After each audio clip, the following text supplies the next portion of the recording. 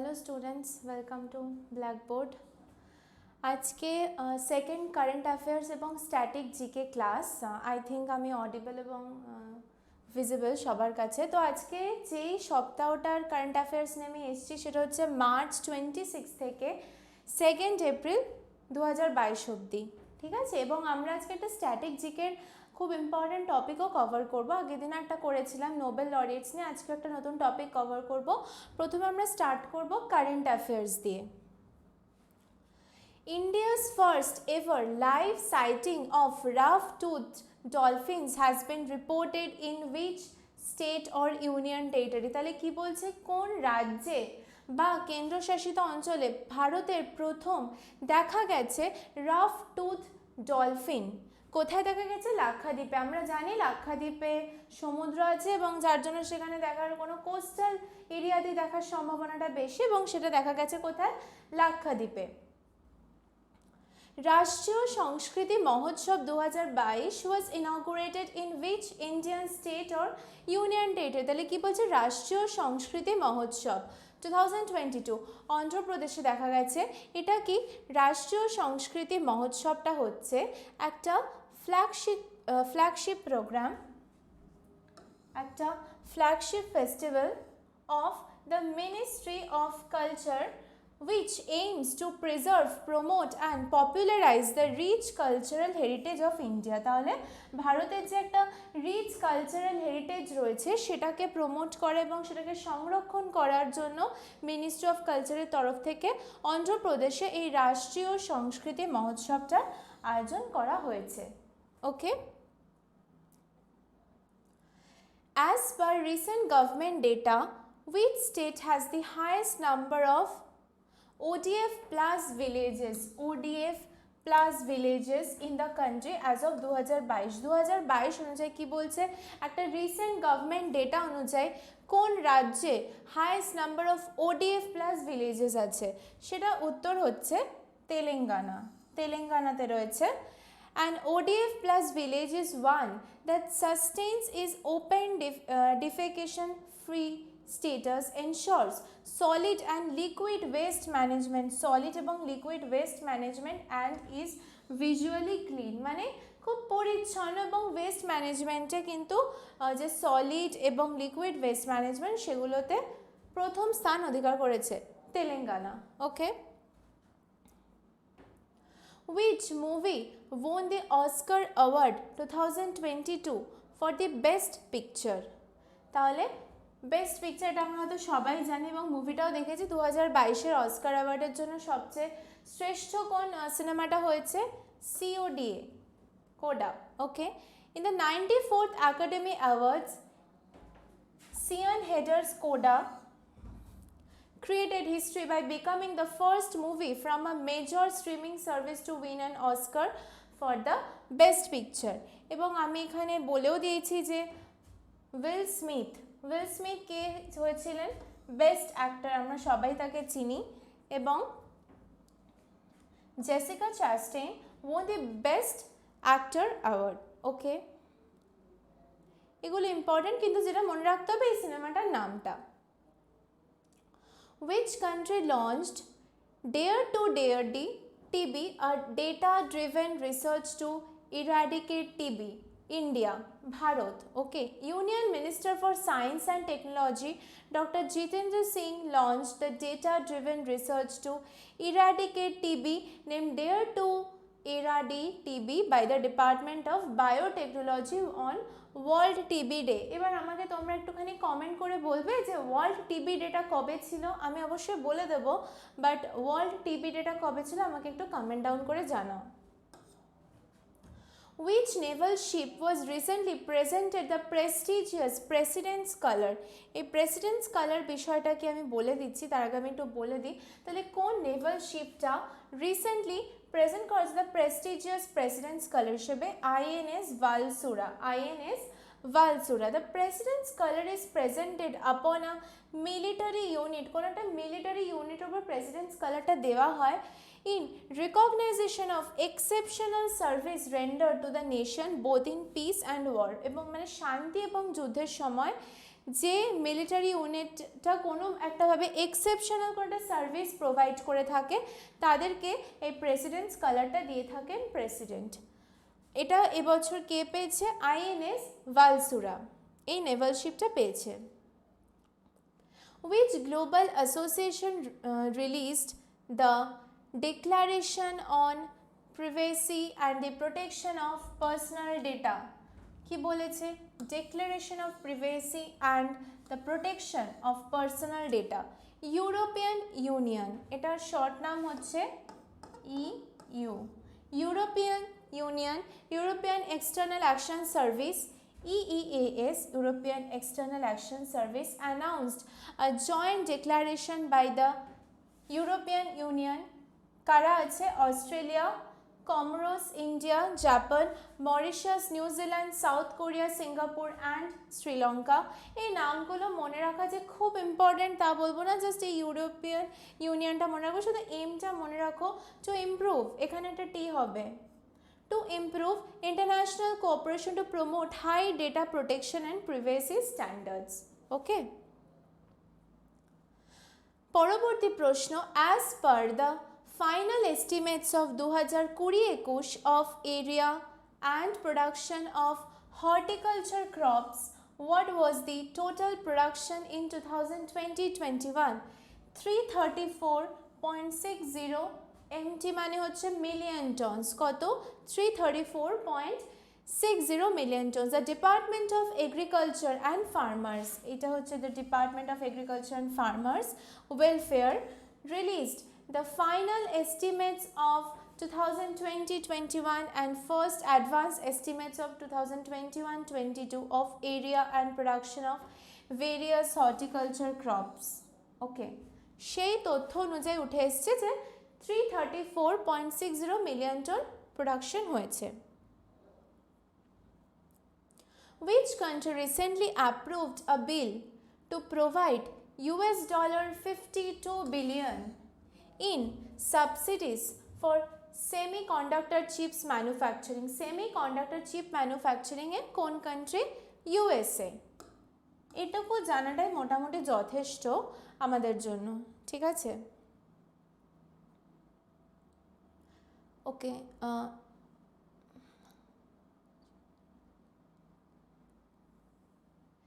Jinking-Dri living root bridges which were seen in the news recently are situated in which state? কি জন্য recently এটা নিউজে এসেছিল সেটা আমি বলে দিচ্ছি, এটা হচ্ছে আছে মেঘালয়তে। ওকে, এটা কি একটা cultural landscapes of Meghalaya has been included in the UNESCO world heritage site tentative list.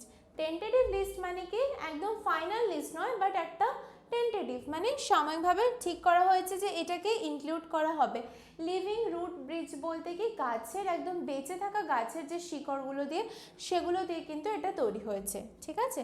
The living root bridges are home to several critically endangered species. আমরা যখনই এরকম কিছু দেখব যে এরকম জাতীয় কোনো ব্রিজ বা এ ধরনের অনেক প্রাকৃতিকভাবে সৃষ্টি কোনো জিনিস হয়েছে সেগুলোতে সবসময়তে আমরা দেখতে পাই যেরকম এন্ডেঞ্জার্ড স্পিসিসরা কিন্তু বসবাস করে। অফ ফ্লোরা অ্যান্ড ফনা, অর্থাৎ এখানে বিভিন্ন ধরনের উদ্ভিদও যেমন রয়েছে তেমনি বিভিন্ন ধরনের অ্যানিম্যালস বা প্রাণীও দেখতে পাই। Indian Agriculture Towards 2030. This book was launched by Niti Aayog along with which institution? FAO। তাহলে কি হচ্ছে, নীতি আয়োগ এবং FAO মিলে একসাথে এই ইন্ডিয়ান এগ্রিকালচার টুয়ার্ডস 2030, FAO এর ফুল ফর্মটা কেউ আমাকে একটু কমেন্ট করে বলতে পারবে? Union Minister of Agriculture and Farmers Welfare Narendra Singh Tomar released a book titled Indian Agriculture Towards 2030. Pathways for enhancing farmers' income, nutritional security and sustainable food and farm systems. Okay. FAO এর ফুল ফর্মটা আমাকে একটু comment করে তোমরা জানাও।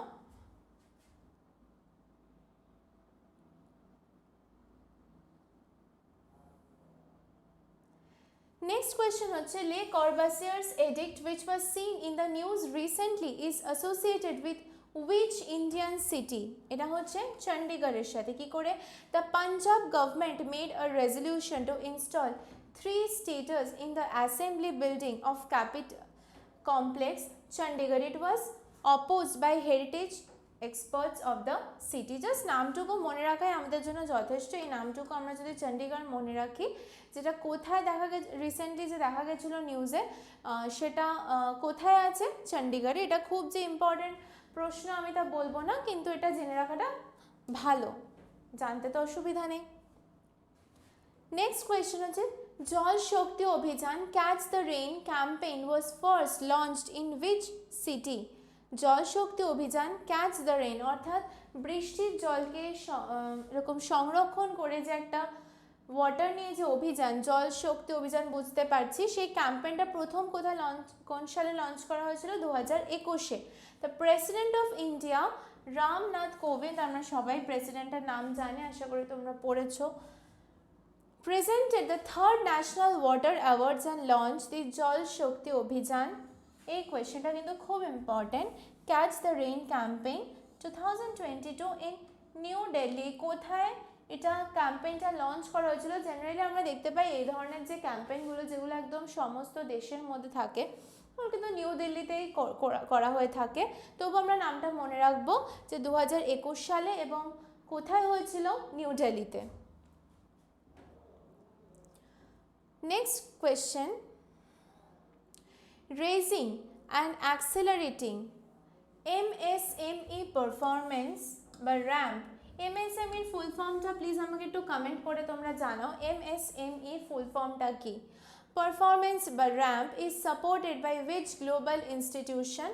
World bank এটাকে support করছে। The new scheme assisted by the World Bank is expected to commence in the financial year of 2022-23. It aims to improve access to market and credit of the MSME, অর্থাৎ MSME সংস্থাগুলোকে নিয়ে এটা পাশ করানো হয়েছে। Which section of the railways has completed 100% electrification across the zone? কোথাকার railway? Konkan railway. Konkan railway. The Konkan Railway has completed the electrification work, মানে সম্পূর্ণ railway স্টেশনটা ইলেকট্রিফিকেশনের মাধ্যমে করে দেওয়া হয়েছে।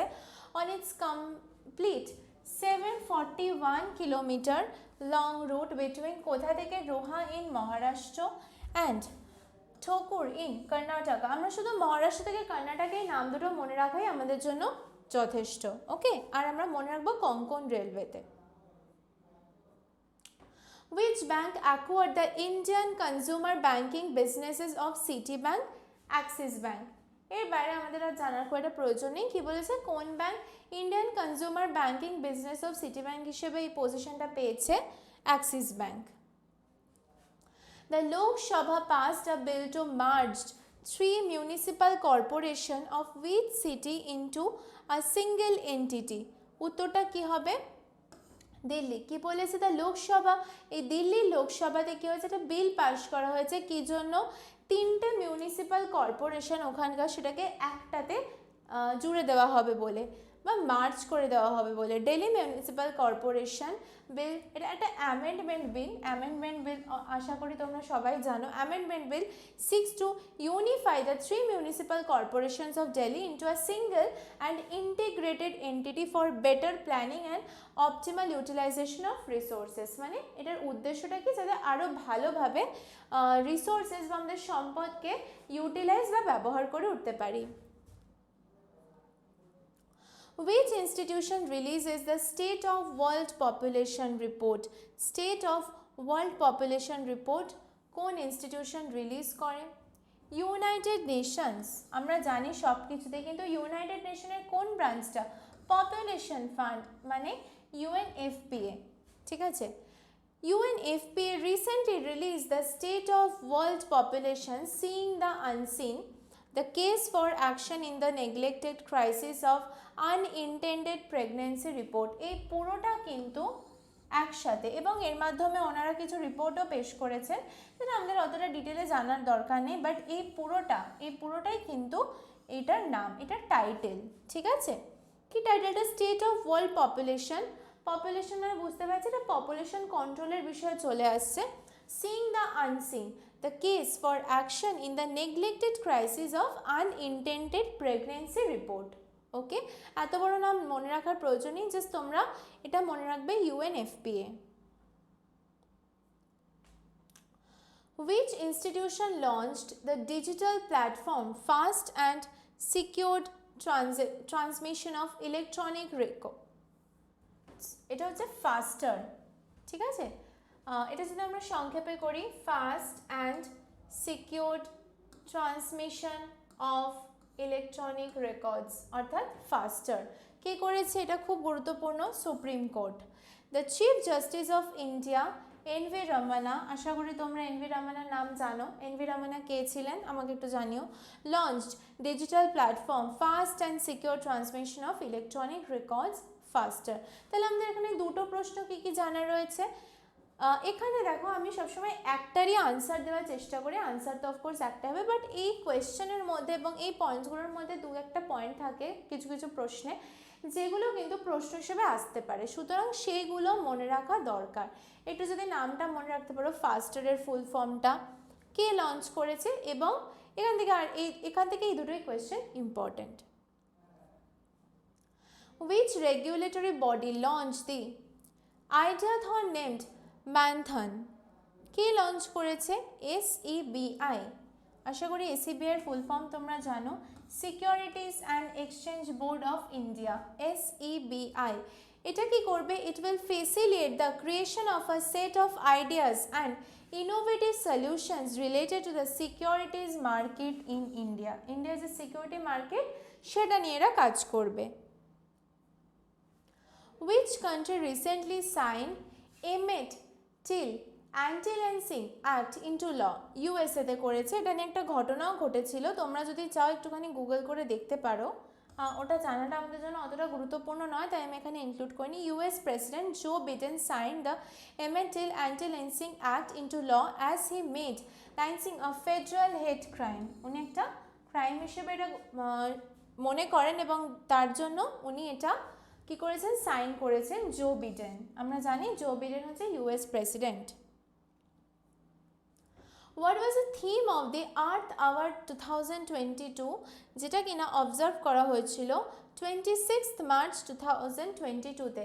এই যে এইখানেই দেখো কোয়েশ্চেনের মধ্যে একটা রয়েছে যে আর্থ আওয়ার 2022 কবে হয়েছিল? 26 মার্চ। 2022 এর কবে হয়েছিল? 26শে March.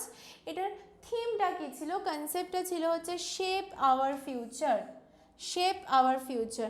The Earth Hour is celebrated worldwide on the last Saturday of March. তাহলে আমরা মনে করব প্রতি বছর মার্চে যে শেষ শনিবারটা হয়ে থাকে, সেই শনিবারটাতে আর্থ আওয়ার 2022 অবজার্ভ করা হয়ে থাকে। কেন করা হয়ে থাকে?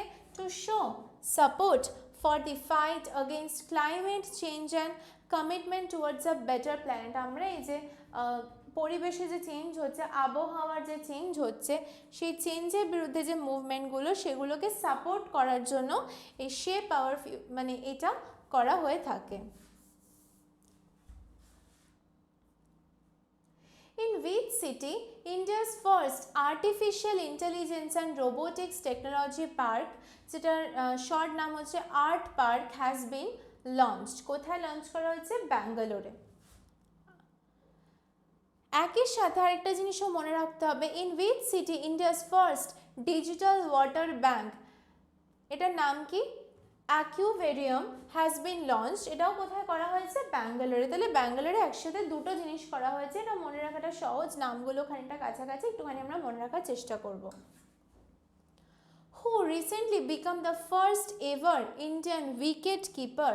কি বলেছে? প্রথম ভারতীয় যে wicket keeper, first ever India's wicket keeper to win player of the series award. কোন অ্যাওয়ার্ডটা পেয়েছে? Player of the series. এইটাও আমরা মনে রাখবো। Along with becoming the first ever Indian wicket keeper to break into the top 10 ICC ranking, তার নাম হচ্ছে ঋষভ পান্ত।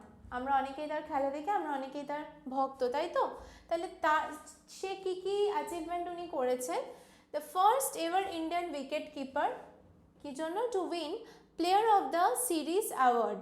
এছাড়াও কি হয়েছে, সে হচ্ছে first ever Indian wicket keeper to break into the top 10 ICC ranking. ICC র্যাঙ্কিংয়ের টপ 10-এ উনি রয়েছেন, হয়তো আমরা এই খবরটা সবাই জানি।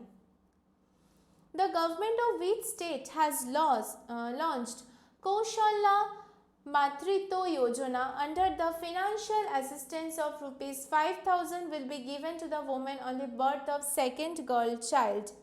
আমি একটু ভেঙে এটা বলে দিচ্ছি, এটা লঞ্চ করেছে হচ্ছে ছত্তিশগড়। কি বলেছে, এই ছত্তিশগড় গভর্নমেন্ট কি করেছে, লঞ্চ করেছে Kaushalya Matritva Yojana. Under that financial assistance of rupees 5,000 will be given to women। কাদেরকে, কোন মহিলাদেরকে দেওয়া হবে যারা কিনা দ্বিতীয় কন্যা সন্তানের জন্ম দেবেন, তাদেরকে 5,000 টাকা করে দেওয়া হবে। তোমরা আশা করি বুঝতেই পারছো এর উদ্দেশ্যটা কি, কারণ আমরা জানি আমাদের ভারতে এখনও বেশ কিছু জায়গায় কন্যা সন্তান হত্যা নিয়ে একটা প্রচলন রয়ে গেছে, যার জন্য এখানে কিন্তু এরকম একটা ঘোষণা করা হয়েছে সরকারের তরফ থেকে। Who has recently become the only third cricketer and the first woman to appear at 6 cricket World Cups after Sachin Tendulkar and Javed Meander? কে হয়েছেন, মিতালি রাজ। মিতালি রাজ কিন্তু এটা হয়েছেন, এটা খুব ইম্পর্ট্যান্ট একটা কোয়েশ্চেন। এনাদের দুজনের পরে কিন্তু ইনি 3 নম্বর ব্যক্তি এবং তার সাথে সাথে প্রথম মহিলা cricketer. Which airport bagged Covid champion award of wings India 2022? এটা খুব important, Cochin international airport limited, বা এটা শর্টে আমরা বলি CIAL। পরবর্তী প্রশ্ন, which city is world's most noise polluted city? সবচেয়ে বেশি শব্দ দূষণ যে হয় যে শহরটাতে, সেটা কোন শহরে হয়, সেটা হয়ে থাকে ঢাকাতে। According to the recent annual frontier report 2022 published by the United Nations Environment Program UNEP। UNEP নামটা খুবই বিখ্যাত, আমরা আশা করি জানি। তাদের যে রিপোর্টটা বেরিয়েছে 2022-এর ডেটার, তার ভিত্তিতে ঢাকা আমরা জানি যে কিসের ক্যাপিটাল, বাংলাদেশের ক্যাপিটাল হলো ঢাকা। সেটাকে বলা হয়েছে বিশ্বের সবচেয়ে বেশি যেখানে শব্দ দূষণ হয় সেরকম একটা শহর। Who won Swiss Open Badminton title 2022? কে হচ্ছেন, PV সিন্ধু। PV সিন্ধুকে নিয়ে আমাদের বলার কিছুই নেই। PV সিন্ধু হয়েছেন কে, সুইস ওপেন ব্যাডমিন্টন টাইটেল 2022-এর যে বিজেতা। She won the women's singles title at the Swiss Open Super 300 Badminton Tournament. Okay. Who has inaugurated the web portal Modi Story? Modi Story বলে একটা ওয়েব পোর্টাল কে চালু করেছেন, এটা খুব important, কেন আমি বলছি, সুমিত্রা গান্ধী কুলকার্নি। সুমিত্রা গান্ধী কুলকার্নি এটা ইনঅগুরেট বা উদ্বোধন করেছেন। উনি কে? উনি হচ্ছে grand daughter of Mahatma Gandhi. উনি হচ্ছেন গ্র্যান্ড ডটার অর্থাৎ নাতনি।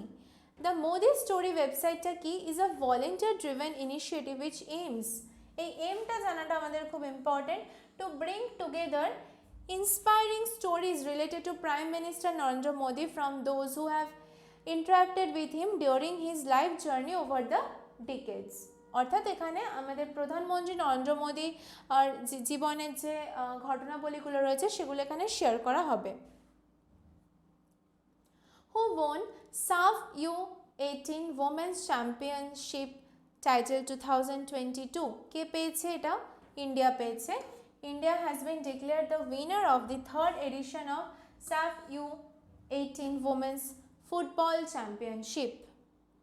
পরবর্তী প্রশ্ন, when is World Theatre Day? World Theatre Day টা কবে আছে? 27শে মার্চ।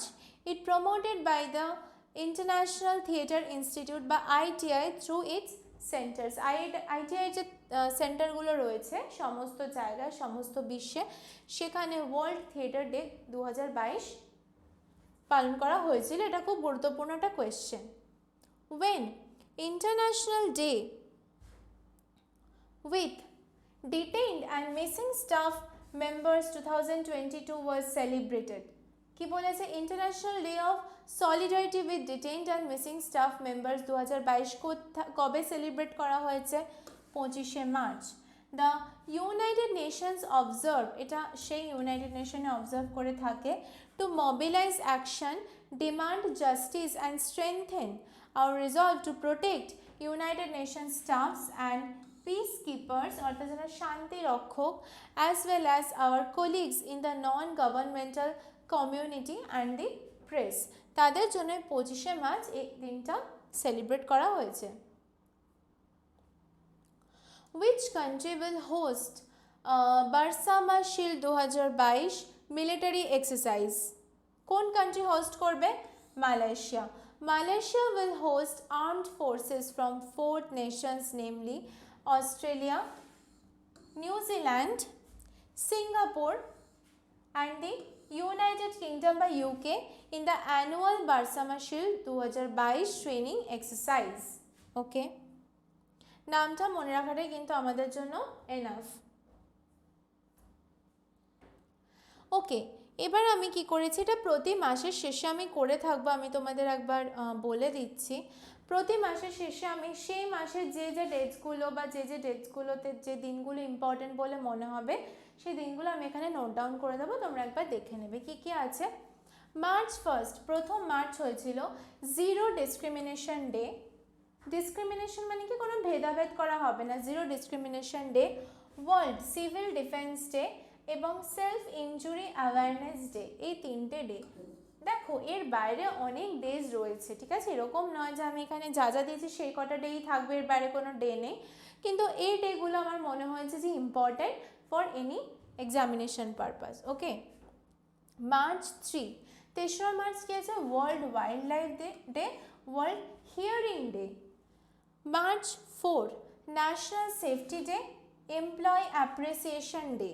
ঠিক আছে, এখানে কিন্তু ন্যাশনাল মানে দেশের লেভেলে যে গুরুত্বপূর্ণ দিনগুলো রয়েছে আমাদের দেশের ইন্ডিয়ার, এবং তার সাথে সাথে আন্তর্জাতিকভাবে বিখ্যাত দিনগুলোও কিন্তু মেনশন করা রয়েছে। পরবর্তী হচ্ছে 8ই মার্চ। 8ই মার্চ আমরা সবাই জানি, আগের দিন আমরা ডিসকাস করেছি এই বিষয়টা নিয়ে, যে ইন্টারন্যাশনাল উমেন্স ডে ছিল। ইন্টারন্যাশনাল উমেন্স ডে ছিল। মার্চ 9-এ কি ছিল? No smoking day. No smoking day. March 10-এ ছিল ওয়ার্ল্ড কিডনি ডে। এগুলো প্রত্যেকটা খুব গুরুত্বপূর্ণ পরীক্ষার জন্য। মার্চ 14-এ আছে international day of action for rivers. International day of action for rivers. এবং মার্চ 15-এ রয়েছে ওয়ার্ল্ড কনজিউমার রাইটস ডে। ওয়ার্ল্ডের কনজিউমার রাইটস ডে। মার্চ 16-এ রয়েছে ন্যাশনাল ভ্যাকসিনেশন ডে। এটা আমাদের আবার দেশের হিসেবে চলে আসছে ন্যাশনাল ভ্যাকসিনেশন ডে। মার্চ 20-তে আছে ইন্টারন্যাশনাল ডে অফ হ্যাপিনেস এবং ওয়ার্ল্ড স্প্যারো ডে, চড়ুই পাখির দিন, তাই তো। মার্চ 21-এ ওয়ার্ল্ড ফরেস্ট্রি ডে আছে, ওয়ার্ল্ড ডাউন সিনড্রোম ডে আছে আর ওয়ার্ল্ড পোয়েট্রি ডে আছে। ঠিক আছে। মার্চ 22-তে রয়েছে ওয়ার্ল্ড ওয়াটার ডে। এটা খুব ইম্পর্টেন্ট প্রশ্ন, এটা বিভিন্ন বার আসে যে ওয়াটার ডেটা কবে সেলিব্রেটেড হয়, এটা আমি বিভিন্ন প্রশ্নে দেখেছি অনেকবার, তাই নামটা দিনটা একটু মনে রাখবে। মার্চ 24-এ ওয়ার্ল্ড টিবি ডে বা ওয়ার্ল্ড টিউবারকুলোসিস ডে। তোমাদেরকে আমি প্রশ্ন রেখেছিলাম যে ওয়ার্ল্ড টিবি ডেটা কবে, সেটা হচ্ছে মার্চের 24 তারিখে। মার্চের 25 তারিখে রয়েছে international day of unborn child. International day of unborn child. International day of solidarity with detained and missing staff members, এটা আমি অলরেডি একটু আগে ডিসকাস করে দিয়েছি। মার্চ 26-এ ছিল হচ্ছে 8/8 2022, সেটা আমি বলে দিয়েছি। এবং মার্চ 27-এ আছে ওয়ার্ল্ড থিয়েটার ডে, যেগুলো কিন্তু আমি আজকে অলরেডি ডিসকাশন করে দিয়েছি। এখানে আমাদের শেষ হলো আজকে কারেন্ট অ্যাফেয়ার্স পোর্শন। আমরা শুরু করব আজকে যে স্ট্যাটিক জিকে পোর্শনটা। এটা খুব গুরুত্বপূর্ণ একটা চ্যাপ্টার। এটা হচ্ছে সিভিলিয়ান অ্যাওয়ার্ডস অফ ইন্ডিয়া। ইন্ডিয়ার যে সিভিলিয়ান অ্যাওয়ার্ডসগুলো রয়েছে, সিভিলিয়ান অ্যাওয়ার্ডস বিষয়টা কী এবং সেই অ্যাওয়ার্ডসগুলো কী কী সেগুলো সম্বন্ধে আমাদের যতটুকু জানার প্রয়োজন বলে আমার মনে হচ্ছে, আমি সেগুলো এখানে তোমাদেরকে ইনক্লুড করেছি। প্রথমে সিভিলিয়ান অ্যাওয়ার্ডগুলো কী কী জানার আগে আমাদের যেটা জানতে হবে যে সিভিলিয়ান অ্যাওয়ার্ড বিষয়টা কি, তাই তো? Civilian awards are conferred to individuals with outstanding achievements in their respective fields of work. কি বলেছে? সিভিলিয়ান অ্যাওয়ার্ডস হচ্ছে সেই সমস্ত, আমরা সিভিল মানে জানি, সিভিল কথাটা ওটা দেশের সাথে জড়িত, দেশের যে সমস্ত মানুষেরা প্রত্যেকটা ফিল্ডে বেশ কিছু মানুষজন থাকেন যারা সেই বিষয়ে একটা বড় স্থান দখল করে থাকেন সে কোনো একটা নির্দিষ্ট বছরে বা সময়ের মধ্যে, তাদেরকেই সিভিলিয়ান অ্যাওয়ার্ডসগুলো দেওয়া হয়ে থাকে। দ্য প্রেসিডেন্ট অফ ইন্ডিয়া, এটা খুব ইম্পর্টেন্ট পয়েন্ট, আর award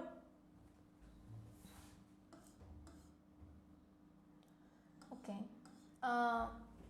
the president of India কী করেন এই অ্যাওয়ার্ডগুলো দিয়ে থাকে কবে?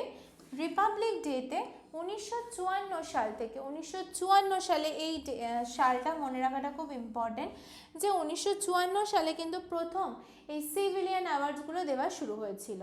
ঠিক আছে, তাহলে সিভিলিয়ান অ্যাওয়ার্ড বিষয়টা কি বোঝা গেল। এবার আমরা জানবো, যদি কোনো অসুবিধা থাকে প্লিজ তোমরা কমেন্ট করে আমাকে জানাবে, আর যদি না অসুবিধা থাকে তাহলে আমাকে একটু ক্লিয়ার লিখেও কিন্তু জানাবে। চারটে সিভিলিয়ান অ্যাওয়ার্ড আছে আমাদের ভারতে, সেই চারটে সিভিলিয়ান, চারটে স্তরের, এগুলো যে চারটে স্তর দেখো, একদম ওপরে রয়েছে Bharat Ratna.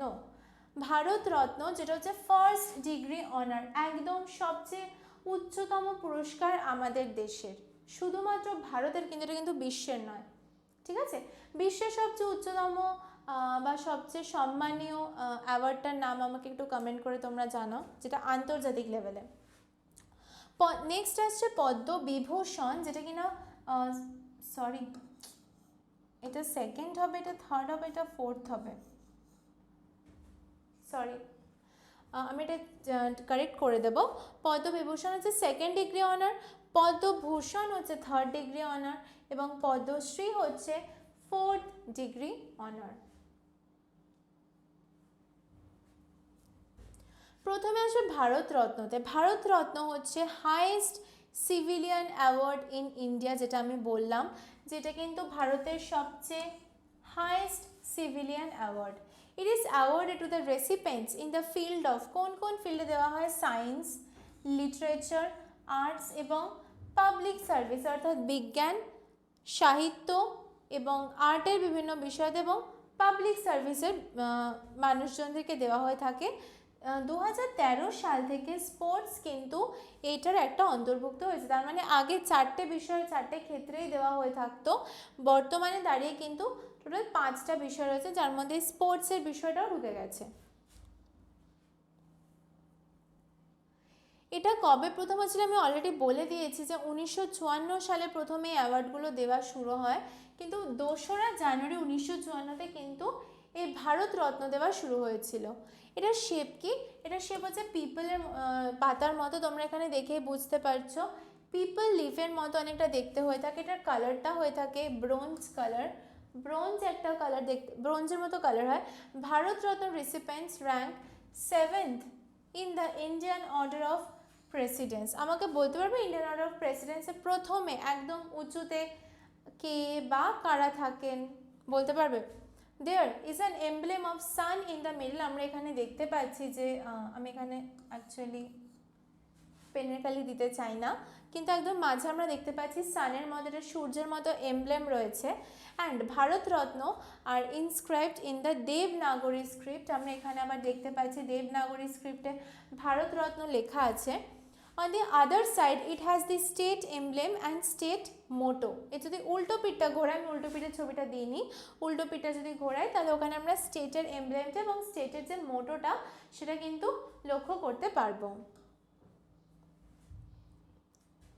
The first রিসিপেন্টস of Bharat Ratna, প্রথম ভারতরত্ন যারা পেয়েছিলেন তারা কারা ছিলেন? The last governor general of the Dominion of India and the former chief minister of Tamil Nadu C রাজা গোপালাচারী। সি রাজা গোপালাচারী উনি কিন্তু পেয়েছিলেন, যে 1954 সালে যে প্রথম ভারতরত্ন দেওয়া হয়েছিল তাদের মধ্যে উনি একজন গ্রাহক ছিলেন। Second president and the first vice president of India Sarvepalli Radhakrishnan, উনিও কিন্তু ওই সি রাজা গোপালাচারী ওনার সাথেই পেয়েছিলেন এই পুরস্কার। Nobel prize lecturer and physicist C V Raman, উনিও কিন্তু একই সাথে পেয়েছিলেন। Since then the award has been bestowed upon total, এখন অবধি 48 জনকে দেওয়া হয়েছে। যেহেতু তোমরা বুঝতেই পারছো এটা ভারতের সর্বোচ্চ সম্মান, তো এটা কিন্তু সব মানে বেশি মানুষকে দেওয়া হয়নি, এটা তোমরা খুব ভালোভাবে বুঝতে পারছো। খুব সীমিত সংখ্যক মানুষ যারা সেই পর্যায়ে যেতে পেরেছেন তাদেরকেই কেবলমাত্র দেওয়া হয়েছে। Including 14 who were awarded posthumously. posthumously মানে কি, মৃত্যুর পরে তাদেরকে পুরস্কার দেওয়া হয়েছে, অর্থাৎ তারা নিজে শারীরিকভাবে উপস্থিত থেকে এই পুরস্কার বা সম্মান গ্রহণ করতে পারেননি, তাদের পক্ষ থেকে তাদের পরিবারের কোনো মানুষজন বা দেশের পক্ষ থেকে কোনো মানুষ তাদের হয়ে সম্মানটা নিয়েছেন, অর্থাৎ মৃত্যুর পরবর্তীকালে তারা পেয়েছেন। Former prime minister Lal Bahadur Shastri became the first individual to be honoured posthumously। এখানে একটু মনে রাখা প্রয়োজন যে মৃত্যুর পরে যে 14 জনকে দেওয়া হয়েছে, এরকম ক্ষেত্রে প্রথম কে ছিলেন, former prime minister Lal Bahadur Shastri মহাশয়।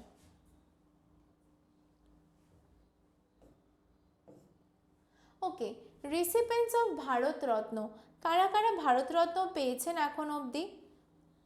2019 সালে লাস্ট দেওয়া হয়েছিল, কবে? 2019 সালে। এবং সেই বছর যারা যারা পেয়েছিলেন তারা হচ্ছেন প্রণব মুখোপাধ্যায়, আমরা জানি উনি কোথাকার মানুষ, আমাদের পশ্চিমবঙ্গের উনি গর্ব, উনি আমাদের ওয়েস্ট বেঙ্গলের।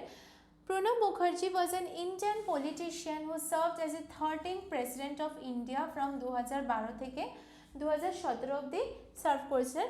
প্রণব মুখার্জির আরও অনেক কৃতিত্ব আছে, শুধুমাত্র প্রেসিডেন্ট হওয়ার জন্যই যে তিনি পেয়েছেন এরকম না, কারণ এখন অবধি অনেক প্রেসিডেন্ট হয়েছেন। আমরা তো আমাকে তোমরা কমেন্ট করে জানাও যে এখন অবধি যে বর্তমানে যিনি প্রেসিডেন্ট আছেন রামনাথ কোবিন্দ, তার পর্যন্ত মোট কতজন প্রেসিডেন্ট হয়েছেন।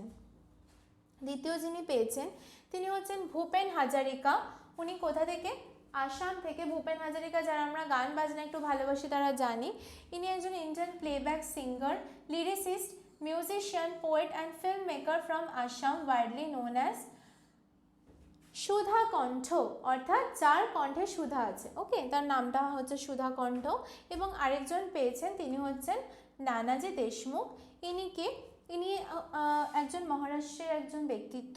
হি was a social activist from India.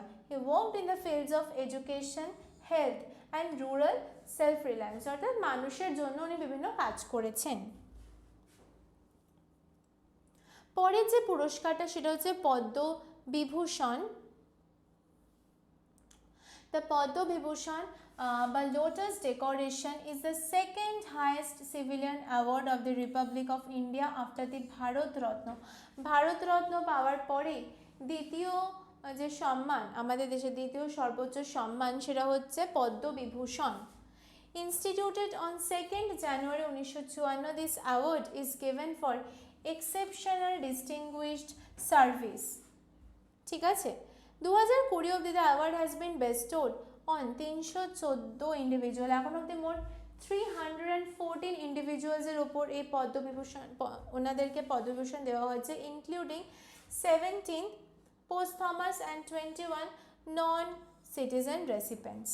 তাহলে কি বলছে, এই যে দেওয়া হয়েছে টোটাল 314 ইন্ডিভিজুয়ালসকে, তার মধ্যে 17 জন মানুষ আছেন যাদেরকে posthumously মানে আমি বললাম মৃত্যুর পরে সম্মানটা দেওয়া হয়েছে, এবং 21 জন মানুষ রয়েছেন যারা কিন্তু নন সিটিজেন অফ ইন্ডিয়া, মানে হচ্ছে এনআরআই মানুষ।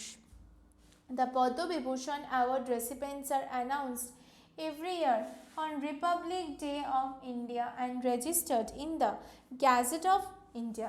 এই পয়েন্টটা খুব ইম্পর্টেন্ট, ইন্ডিয়ান যে গ্যাজেট রয়েছে সেই গ্যাজেটে কিন্তু ওনাদের নামটা ইনক্লুড করা হয়ে থাকে প্রতি বছর।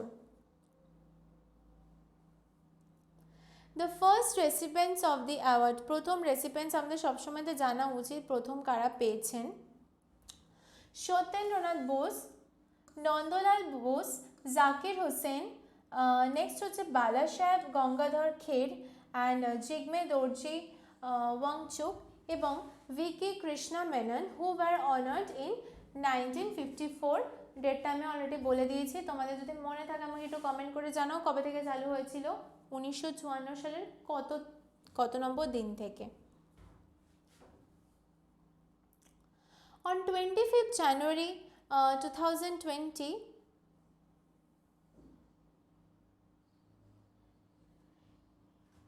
এটা হবে 26শে জানুয়ারি। ওকে,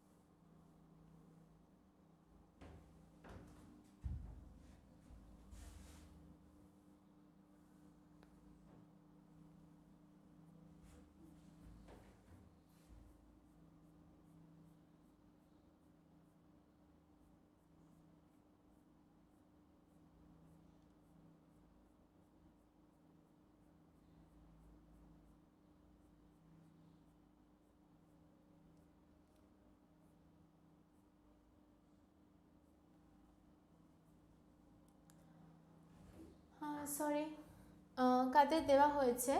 জর্জ ফার্নান্ডেসকে, অরুণ জেটলিকে, অ্যানারুড জুগনাউথকে, মেরি কমকে, চানুলাল মিশ্রা, সুষমা স্বরাজ এবং বিশ্বেশা তীর্থ, এনাদেরকে কিন্তু দেওয়া হয়েছে। নেক্সট যে তৃতীয় উচ্চতম অ্যাওয়ার্ড সেটা হচ্ছে পদ্মভূষণ।